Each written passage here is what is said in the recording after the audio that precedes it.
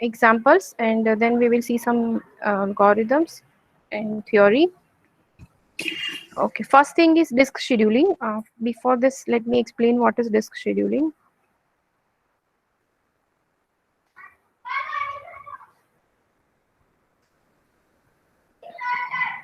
I have shared this lecture video also with you. If you are able to visible it, then I'll start with the new topic. Are you able to see it? Yesterday I have forwarded that. No, ma'am. Hmm? See,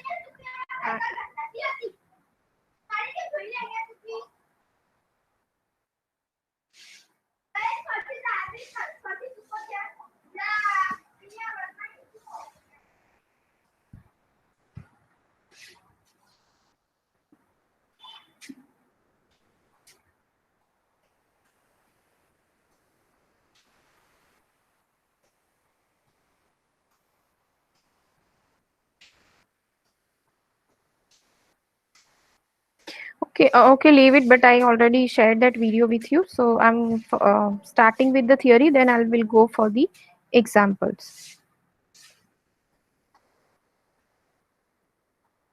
Okay, unit for I/O management, block devices and input-output devices. Block devices are those that can be read by the blocks, even though some program may want to read character by character. This include the taps and hard drives. So whenever you want to read from the various tap drives and hard drives, it is going to read from block by block, and some of the devices like keyboard and serial ports, that is going to read character by character. Now the next thing is device controller. So there are two terms, device driver and device controller. Device driver means what? Whenever you will purchase any computer or any laptop, they'll give give you one CD with that particular we can say laptop. These are the driver CD, as in when you format your computer and you want to again install it, then you can install the drivers of that particular supported device through this particular CD. Driver can be audio driver, drivers can be video drivers. So using that driver only, you can see the audio, you can you can see the video, you can listen the audio, you can watch the movie. If you don't have audio video drivers, then you are not able to do particular task related to that particular driver. Now how to manage this driver? You can manage this driver using this device controller. These are the hardware, and the drivers are the software program that is going to reside into this hardware. Okay, now how this controller will going to work? For example, I am the person and I know the English, and there is second person who know the Tamil, and I want to communicate with that particular person. So what I want, I need a mediator who can convert English into Tamil and Tamil into English. That's why we both can communicate with each other. So how exactly this is going to work? So these are the controller where the memory, monitor, keyboard, these drivers can communicate through, and these are the common bus. Via this, they all can communicate with the each other. Controller is a hardware and the driver is a software. Controller is driven on the software side by a driver. Otherwise, the controller wouldn't be able to used by the software. Think in this way: the controller is the hardware device, and the driver is the translator between the controller and the operating system. Okay, so it works like a translator. Whatever input you are giving, that is going to translate into understandable format by the driver, and that is passed to the controller. If I'll give you a simple example, for somebody, for example, somebody send me Excel file, but I don't have particular software to open that particular Excel file, then there is no need of opening that Excel file. It can't be readable, right? So for installing driver, you need a controller, and they all are connected via common communication line or the bus. The next thing is input devices, CPU and the memory, and there is one definition or one term that is called DMA, direct memory access. Okay, now what is the meaning of direct memory access, or why you need direct memory access? So as in when you can press any key from the keyboard, it is going to generate a interrupt. As in when you can press any click from the cursor or the mouse, it is going to generate a interrupt, right? So slow devices like keyboard will generate an interrupt to the main CPU after each byte is transferred. Fast device like disk generate an interrupt for each byte to the operating system would spend most of its time. So what operating system can do, it is going to spend most of its time in handling this interrupt. Suppose I want to type 100 letters using keyboard, then 100 interrupts will going to generate, and that interrupt can be handled by the CPU operating system, which is really very tedious or time consuming task. So they need a particular system, we can say a direct memory access, that is going to reduce such kind of interrupt overhead, and directly it provide the communication. So this direct memory access means CPU grant the input output module authority to read from or write to memory without any involvement. Direct memory access module itself control the exchange of data between main memory and input output devices. CPU is only involved at the beginning and end of the transfer, and interrupt only after the entire block has been transferred. So there is a direct communication between the memory and the hardware devices. So direct memory access that need a special hardware, that is called DMA controller, that manage the data transfer, arbitrary access to the system bus. The controller are programmed with the source and destination pointer, where to read and write the data, counters to track the number of transferred bytes, and settings which include the input output memory types, interrupt, and state of the CPU cycle. For example, a sound card may need to access data stored in a computer's RAM, but since it can process the data itself, it may use DMA to bypass the CPU. Video card that support DMA can also access the system memory and program graphics without needing the CPU. Ultra DMA hard drive uses the DMA to transfer data faster than the previous hard drive that require data to first run through the CPU. So as in when you want to play any music or see any video, you want to access any video card, you can use the direct memory access, which can directly access from the memory, provide whatever graphics you need without intervention from the CPU, without handling the interrupt to the CPU. So you can see here that there are the device controllers, and suppose USB drive, disk, printer, whoever want to access the memories. So in that case, using this DMA direct memory software, they can directly access the main memory. There is no need to go through the CPU. Previously it was, I can say, there were requirement of interrupt handling and all this thing, that was removed. So through the direct memory access, it can access a memory which could be directly accessed by the processor without going through much of the steps.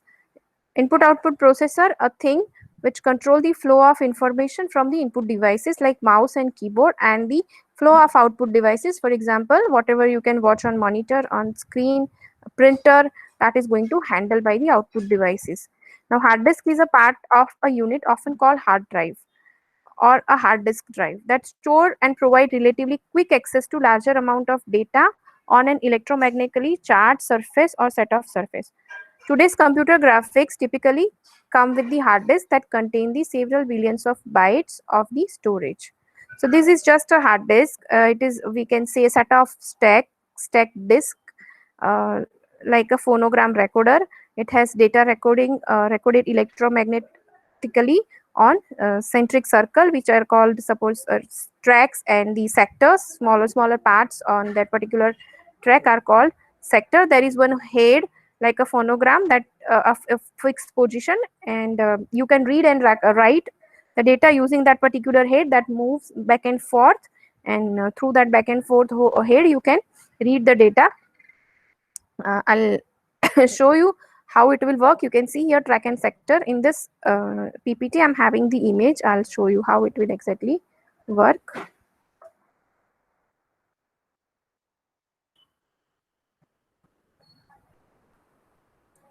So this is the hard disk, this moving images. So you can see here in hard disk there are round circles, or that is called the tracks. These are the tracks, and every track are having small boxes, partition. That partition are called sectors. This is the head, I can say, which is moving back and forth. So you can see here there is a spindle around which this disk is moving in circular fashion, and this is the read write head, which is going to read and write data from the each and every sector, and that is moving back and forth, back and forth, back and forth. And for moving this back and forth, you need particular methods, and that method are known as the disk scheduling algorithms, through which you can read and write the data into your hard disk. And these are the first come first serve, shortest seek time first, scan, c-scan, look and see look, that I have explained in my another PPT.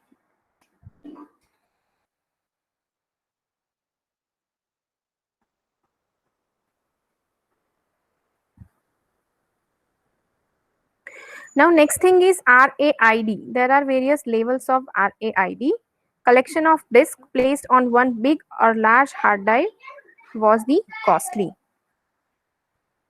So everything to place on one hard drive, that is the costly. That's why we are using various levels of this kind of hard drive, which is not only going to use a single disk, but it is creating its copy. It is using some parity bit. So there are some levels. Level 0 is called stripping. Level 1 is called mirroring. Level 5 is called stripping with parity. Level 6 is called stripping with double parity. Level 10 is called mirroring and stripping. So RAID 0, what it will do, it will use various stripped, that is going to distributed on disk 1 and disk 2. For example, if I'll tell you that you have to write down A to Z, one person has to write down A to Z, ABCD, but that is time consuming. But if I'll tell somebody to write A to M, another person has to write N to Z, so that is going to increase the speed and your work is going to divide. So you can see here in RAID there are the stripping. For example, one person is writing block 1, other person is writing block 2, third person is writing block 3, fourth person is writing block 4, fifth one is writing block 5, sixth one is writing block 6, seventh one is writing block 8. So in this way the work is going to divide into strip or the block, that is going to increase the speed. So you will get the great performance in both reading and writing operations. There is no overhead of causing parity bit. Storage capacity is very good and it is easy to implement. But second thing is its disadvantage. The disadvantage is RAID 0 doesn't have any kind of fault tolerance capacity. If one disk is fail, for example, this disk is going to fail, so you will going to lose all the disk block associated with this RAID 1, 3, 5, and 7. Excuse me.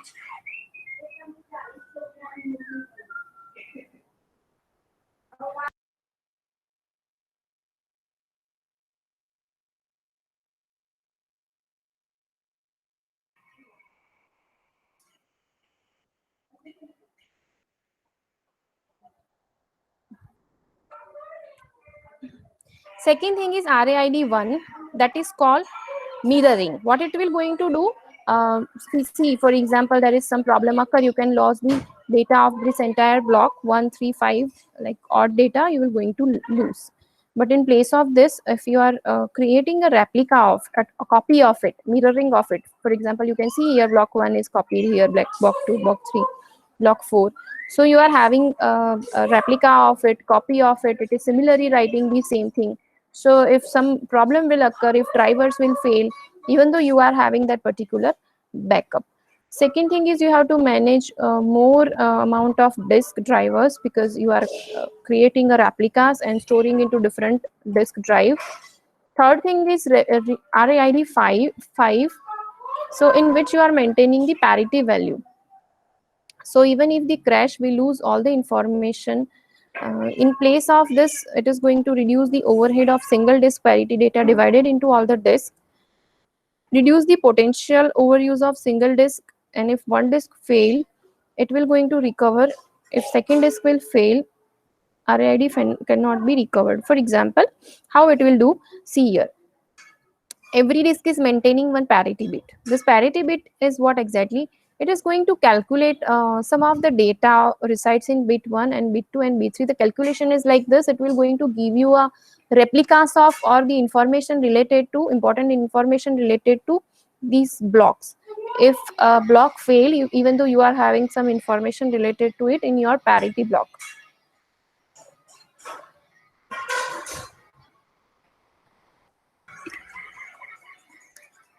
So RAID, you can do the transaction very fast, and you have to, I can say, if driver fail, even though you are having some parity bit, that is going to help you in replacing the lost data, but it is a complex technology because you have to maintain the parity bit. Level 6 that is also similar like level 5, but stripping with the double parity. You can see here they have done the stripping. Block 1 and um, parity, double parity. Here you can see here also a double parity, here also double parity, here also a double parity. So block 1, block 2, block 3, block 4, here block 1, block 4, block 2, block 3. So in this way it is going to manage the double parity bit. It means you need at least 4 drivers that can work simultaneously, and the changes that two driver breakdown at exactly the same moment are our course of very small. If a driver in if a drive in an RAID 5 system dies, it is replaced by the new drive. It takes an hour or even more than a day to rebuild or swap out the drive. If another drive dies during that time, you will still lose all your data. So stripping with dual parity across the drive. You can see here an RAID 10, which is going to combine the RAID 1 and RAID 0. It means it is doing mirroring and stripping both. So you can see here this is creating a mirror image, and these are the strip. Block 1 is written in this driver 1, block 2 is written here, block 3 is written here, block 4 is written here, 5 is written here, 6 is written here, 7 is written here, 8 is written here, and it has created the mirror copy too. So what are the advantages? If something goes wrong in one disk in RAID 10 configuration, it rebuild time is very fast, since all that needed is copied somewhere in mirror image in new drive. So you can replace it even if you lose some information. And disadvantage, half of the storage capacity goes to the mirroring. So as compared to large RAID 5 and 6 arrays, it is expensive way to have a redundancy. These are the some theory related to I can say levels of RAID. Now I'll start the examples. I'm going to stop this recording. Again, I'll start it.